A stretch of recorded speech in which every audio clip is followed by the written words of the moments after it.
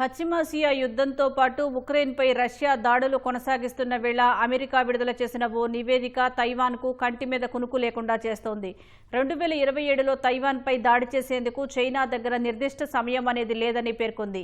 అయితే సైనిక బలగాలు, అత్యాధునిక ఆయుధాలను చైనా ఎప్పటికప్పుడు సమకూర్చుకుంటూనే ఉందని తెలిపింది.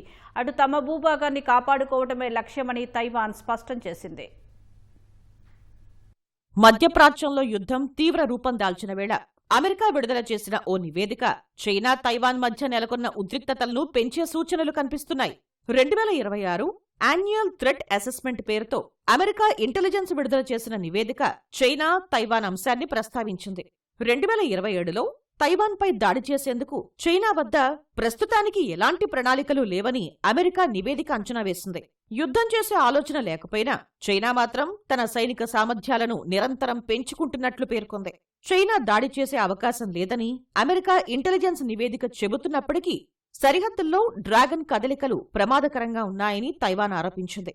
డ్రాగన్ కదలికలపై నిఘా ఉంచడమే కాకుండా తమ రక్షణ సామర్థ్యాలను మెరుగుపరుచుకుంటున్నట్లు వెల్లడించింది. చైనా నుంచి తమకు ఎప్పటికైనా ముప్పే అని తైవాన్ స్పష్టం చేసింది.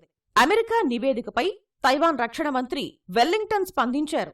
తైవాన్పై దాడి చేసే అవకాశాన్ని చైనా ఎప్పటికీ విడిచిపెట్టదు అనే విషయం అందరికీ తెలిసిన సత్యమని గుర్తుచేశారు.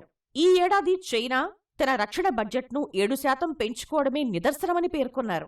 చైనా సైనిక విస్తరణ ఎక్కడా ఆగలేదని, అందుకే తైవాన్ తమ ఆత్మరక్షణను బలోపేతం చేసుకోవడమే ప్రాధాన్యంగా పెట్టుకుందని తైవాన్ రక్షణ మంత్రి స్పష్టం చేశారు. అత్యాధునిక నిఘా వ్యవస్థల ద్వారా డ్రాగన్ కదలికలను ఎప్పటికప్పుడు కనిపెడుతున్నామని వెల్లడించారు. చైనాతో ఉద్రిక్తతల వేళ తైవాన్ అధ్యక్షుడు లై చింగ్తే నౌకాదళ స్థావరాన్ని సందర్శించడంతో పాటు కొత్తగా నిర్మించిన జలాంతర్గామిని పరిశీలించారు. దేశ రక్షణ కోసం ప్రజలందరూ సైన్యానికి అండగా నిలవాలని కోరారు.